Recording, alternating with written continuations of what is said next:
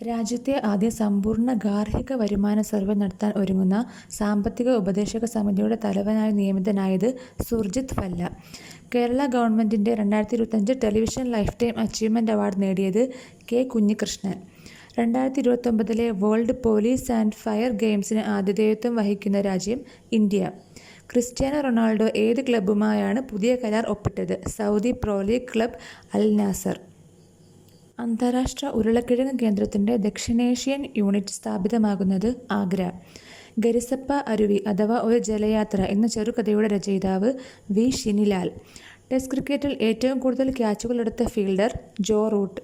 Central electronics limited and ESDSും ചേർന്ന് പുതിയ ഗ്രീൻ ഡേറ്റ സെന്റർ സ്ഥാപിച്ചത് ഗാസിയാബാദ്. ഇന്ത്യയിലെ ആദ്യ quantum computing valley city Amaravati. ഇന്ത്യയിലെ ആദ്യത്തെ ദേശീയ അപൂർവ രക്തദാതാക്കളുടെ രജിസ്ട്രി ആരംഭിച്ചത് national institute of immuno haematology, Mumbai. ഏത് രാജ്യവുമായി ചേർന്നാണ് international atomic energy agency international nuclear emergency exercise convex 3 ആരംഭിച്ചത്? Romania. 2025 Asian para badminton championship നടന്നത് എവിടെ? Thailand. Hockey India masters cup 2025 വനിതാ വിഭാഗത്തിൽ വിജയിച്ച team Odisha. Kappadagudda wild life sanctuary സ്ഥിതി ചെയ്യുന്ന സംസ്ഥാനം കർണാടക. അടുത്തിടെ അന്തരിച്ച ഇന്ത്യൻ പർവ്വതാരോഹകൻ മോഹൻ സിംഗ് കോഹ്ലി.